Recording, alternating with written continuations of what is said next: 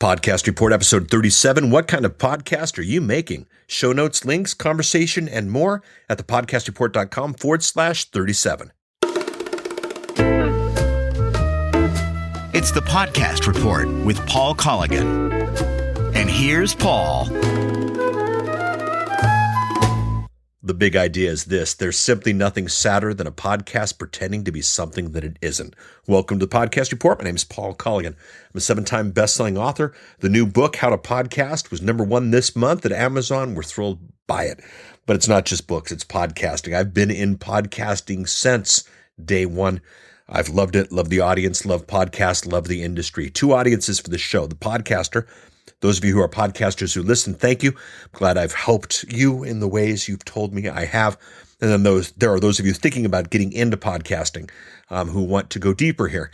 And I think this episode will be really good for you. The Podcast Report has never been a massive play, but it's a deep one. How do we get this seriously? How do we do this right? So why the topic? I was having lunch with a friend. We'll call him, quote unquote, Gene. We were talking about award shows and podcasts and comparing one to another and these types of things. And he said he felt like some of the podcast awards, are just comparing the wrong things. They're comparing shows that would be like letting a movie into the Emmys, just different production budgets and different production expertises and that type of thing. And it's really interesting because if you look at podcasting, you look at what NPR is doing, you look at what the NPR escapees are doing, you look at what something like Leo Laporte is doing or Adam Curry's doing, and there's a lot of different levels of quality. There's a lot of different levels of thought and input happening in podcasting. The last couple of episodes, I've shared with you, the whole Tim Ferriss thing where Tim was speaking to the guy from Startup and the comparing of different podcasts. There's room for all of them. And I want to explore this a bit. And it's not going to be definitive work. I'm going to try to speak to the kinds of podcasts that are out there. But I'm sure we'll go further. I'm sure we'll go deeper. I'm sure I'll hit this in a future episode.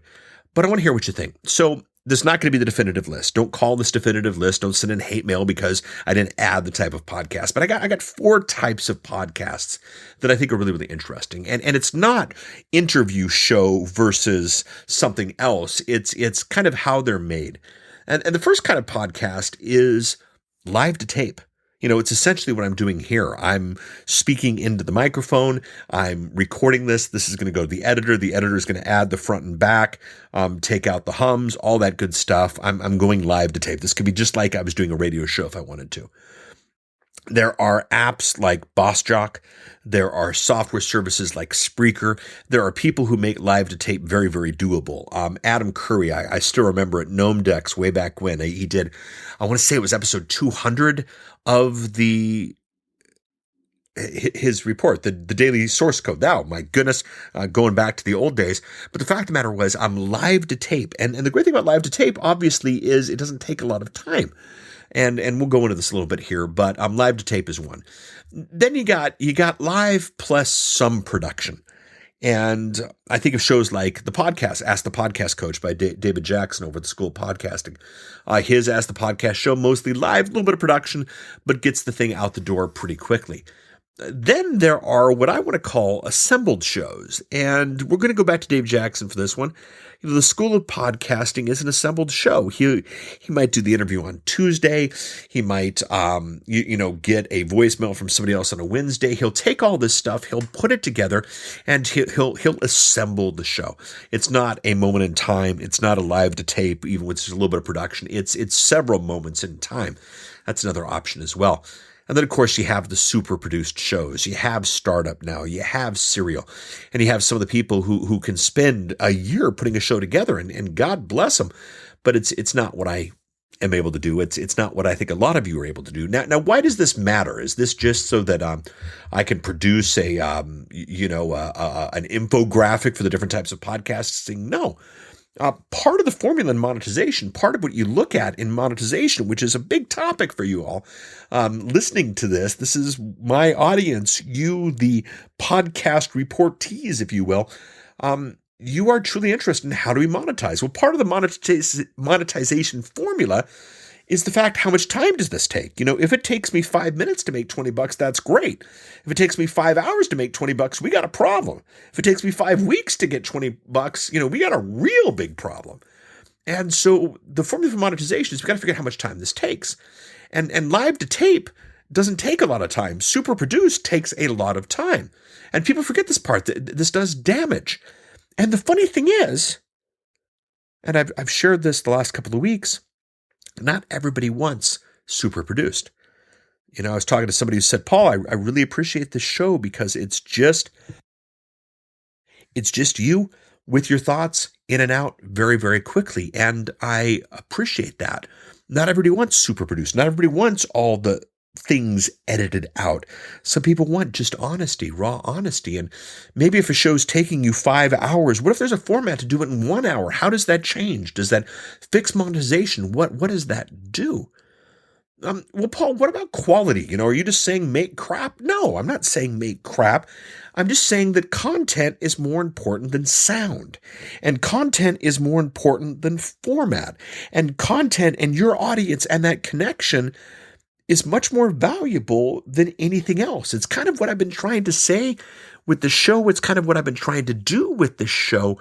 We need to get to a place very, very quickly where we judge the value of the show and we monetize the value of the show, not based on what microphone and what sponsor and what guest, but the content and the market to message match that the audience has from you, the podcaster. Content will always be more important than sound. I don't care what your guru says. That's just the simple case. No one has ever stopped listening to anything I've ever done because I wasn't using a Heil mic to do it. That's another one to tweet out there. Now, sound as good as you can. Do what you can to have the best professional voice you can for the money that you have. I'm actually doing something this episode. I'm trying a little bit something with sound. I'd love to hear from you if you hear a difference between past sounds. Now, the problem is I've got some sort of phlegmy cold thing going on right now, so hardly the best day to do a test. But if you hear a lack of noise and some other things, I'd really be curious there. Do what you can to sound as good as you can, but don't let that get in the way of the format. My better sounding is not me buying a new microphone. My better sounding is not me, doing the format or spending a ton of time in post-production.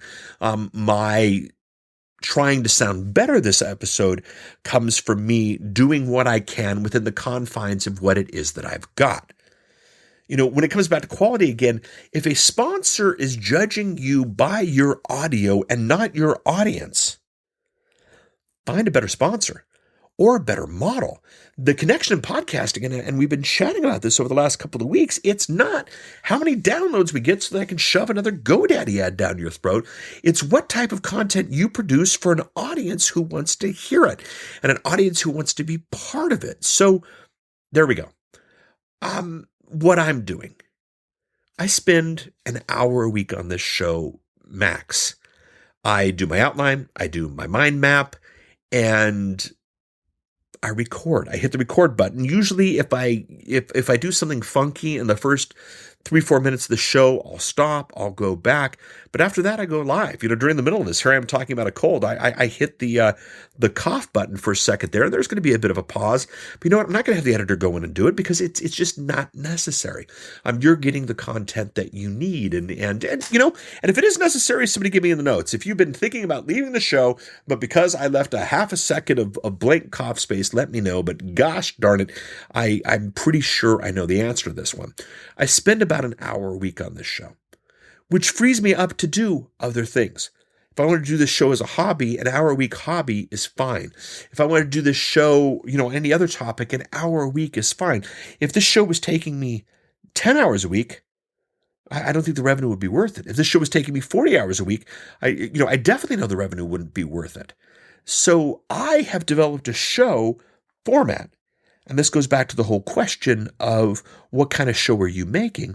I developed a show format that lets me get this out, that not have to worry about having a massive audience. I highly recommend that you do the same.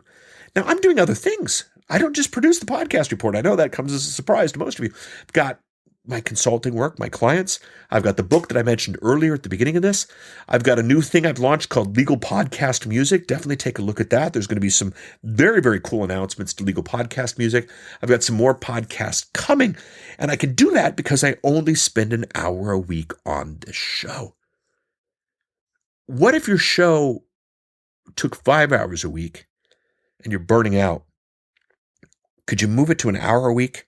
Just change the format a little bit? Would your audience care if it wasn't super produced? Would your audience even notice if you did something radically different to it? And I chatted to this last week. You could reboot the show. You could do season 2 with a different format. You can do a whole bunch of things if you want. But what kind of show are you making right now?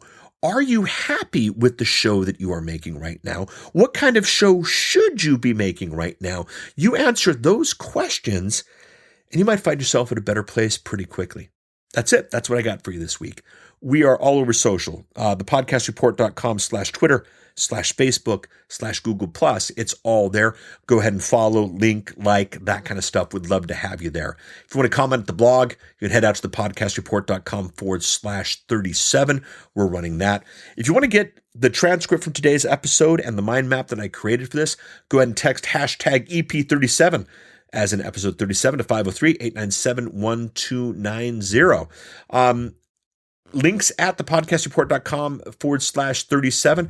I don't have any right now other than the book. I didn't fill that part out on the mind map, so I'll put in a couple things there right now. Not quite sure what they are, but they will come. Show hotline 503-897-1290. If you want to leave some voicemails, some thoughts, go ahead and do that. What this is, where to listen, you can grab this at thepodcastreport.com/iTunes if you want to do the Apple thing, /Stitcher if you don't, /Pocket Cast if you want to do the independent Australian thing, /TuneIn if you want to do the Microsoft phone thing, /Spreaker, /iHeartRadio, /Overcast. It's all there. Subscribe though. Get this on a regular basis. Sometimes we don't go this short. Sometimes we go longer. This might be the shortest one we've done yet, but that's kind of the way these things go. If you want to email me, I'm at thepodcastreport@outlook.com.